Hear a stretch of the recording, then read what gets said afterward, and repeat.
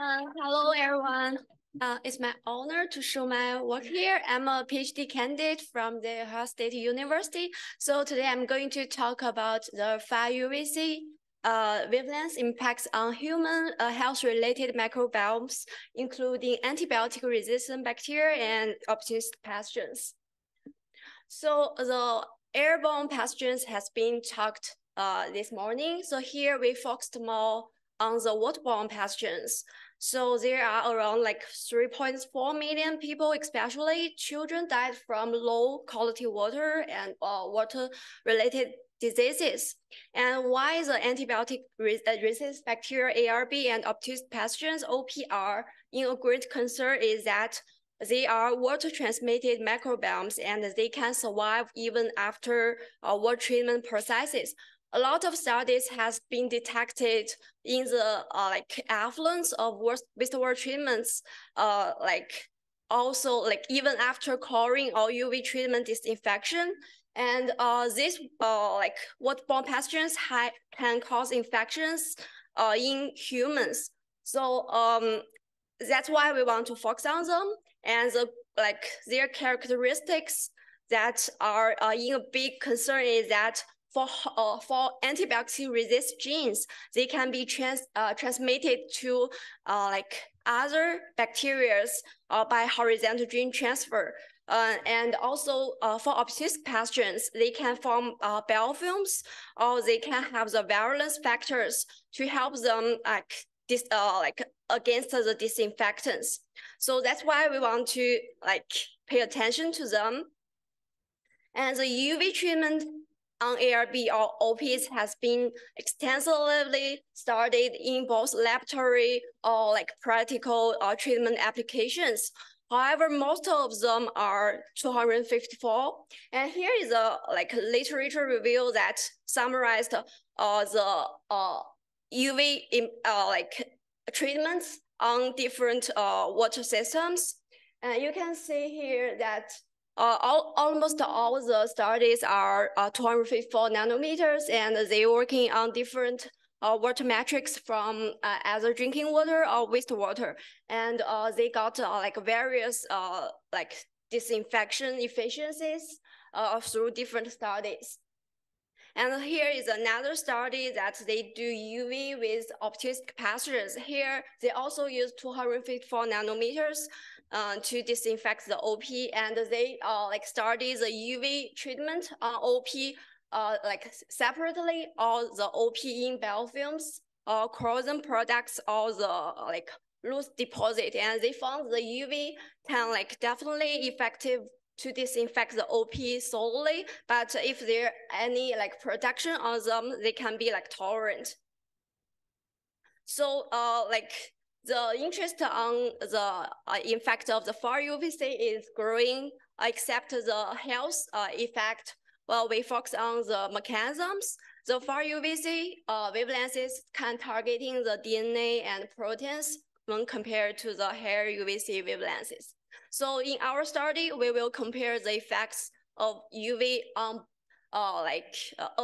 222 nanometers and 254 nanometers. So in our study, we have two sections. The first section is the UV effects on ARB, and we selected the Bacillus subtilis as our target. And the second part is a UV effect on opportunistic pathogens, and we choose the non-tuberculosis microbiotic bacteria as our target. So for the first section, the ARB part, so we have the Bacillus subtilis 1A189. It has a base pair deletion on its genome part that conveys the resistance to them.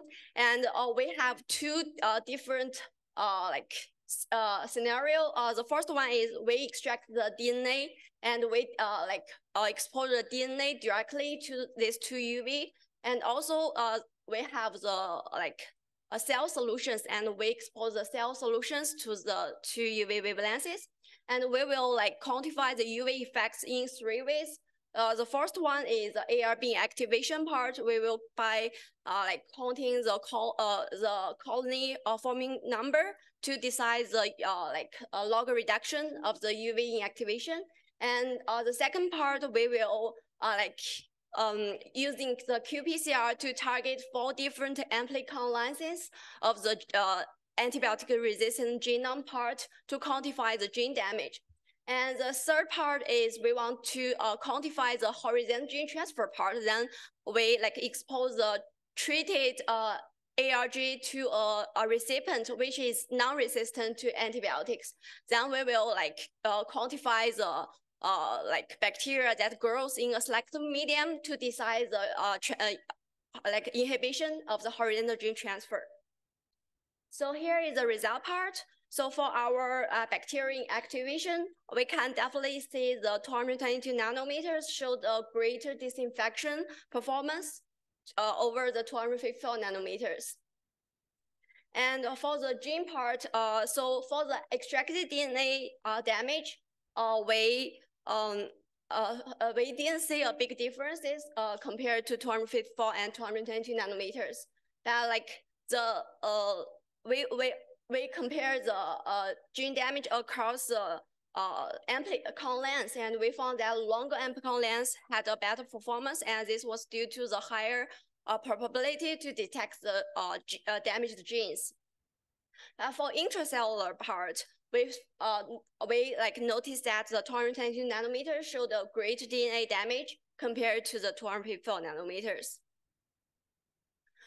So for our horizontal part, for both extracellular and intracellular DNA, the 222 nanometers showed a higher inhibition effect on the horizontal gene transfer. So to conclude our ARB part, the combined DNA and protein damage by the 222 nanometers could explain the better performance on ARB activation, gene damage, and inhibition. So here, our study is only focused on one specific bacteria.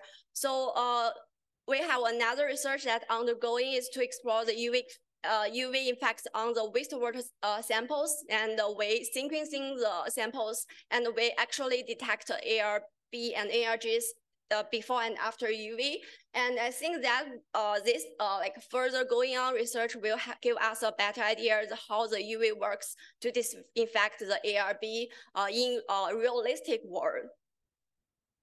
So to the second part, the non-tuberculous bacterium part. So the non-tuberculosis is, I'm not sure if you're familiar with them, they are extremely diverse, and they are around over 160 species, and compared to other bacteria, they may have a higher resistance to disinfectants, and this was because their properties. So firstly, they have a unique cell wall that they have a complex array of lipids, and among the extremely diverse species, they have different colony morphotypes, and some are smoothie and some are rough. The difference between smoothie and rough is that the smoothie one has a thicker cell wall with glycolipids, also known as GPLs. For the rough one, they have a thinner cell wall, and they don't have the GPLs. And also they can form biofilm and protected by amoeba. So in our study, we choose 2 different species of NTM. One is non-pathogenic, the Mycobacterium magmotus, and another is a pathogenic Mycobacterium alveolum intracellular. We also call it MAC. And for the non-pathogenic one, it has a rough morphotype. And for the pathogenic one, we have 3 different morphotypes. The parent strain is a mix of smoothie and rough morphotype. And we have a separate smoothie morphotype, and we have a rough morphotype. And then we expose this bacteria to 254 nanometers or 222 nanometers. And we will use the plating to decide the UV dose response, and we will extract the DNA to quantify the gene damage. And here is the part. So the left side is the UV dose for the non-pathogenic one, and the right side is the pathogenic one. So if you only look at the non-pathogenic one, so there is a tailing effect after dose 40s, and this tailing was because of the aggregation of the NTM. So NTM is very easily to be aggregated, and the aggregation will avoid the penetration of the UV absorbance. Now based on our data so far, we still didn't see a big differences compared to these two wavelengths. And for the pathogenic one, there is a significant difference between the small C type compared to other two types. And if you have a horizontal comparison between the non-pathogenic one and pathogenic one, you will notice that the non-pathogenic one will be is more sensitive to the UV absorbance than the pathogenic one. And so far, we only quantify the G damage from dose 0 to dose 40 for megmotas, and we found that as UV doses goes up, the gene damage increased, and there's a significant significant increase from dose 16 to dose 40. But for the rate constant, we didn't see a marked difference between them. So to conclude the NTM part, the pathogenic one was more resistant to compared to the non-pathogenic one. And the smaller morphotype with a thick layer may expose more protein to the UV absorbance, then causing higher damage to them. And as I mentioned, the tailing was caused by the aggregation of the bacteria. So to conclude these two projects, we found enhanced the efficiency of UV on ARB and similar effects of UV on the opportunistic pathogens. And this UV was targeting on different bacteria. So this project can let us have a better understanding on the different characteristics of different microorganisms. And we focused on the DNA damage by the UV wavelengths. And in the future, we will further explore the UV damage on the protein part to explore the mechanisms on them. So we hope these results can give some basic idea or guidance to the realistic application of the UV on the water systems to minimize the human risks. Thank you.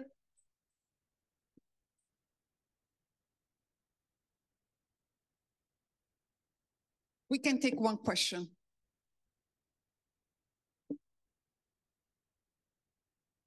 Okay, so we go ahead and, oh, there is one. Sorry, I missed that. Oh, Don.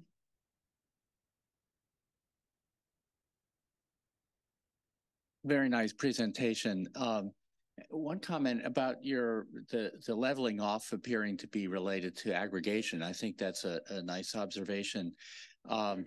And an approach to modeling that that may also apply to some of the other data we've seen today would be to think about it as a log normal distribution with a variance, because aggregation, shielding, and these sort of things are basically similar to the kinds of environmental phenomena that we often see that follow a more or less log normal distribution. And rather than positing that some happen to be completely resistant and others are not, it's probably a gradient. And that model we found in looking at vaccinia virus aerosol inactivation with 254 nanometer UV fit the data as well as a two-stage model, and gives you some physical, more meaningful, I think, a way of thinking about it. Thank you. Thank you. Thank you.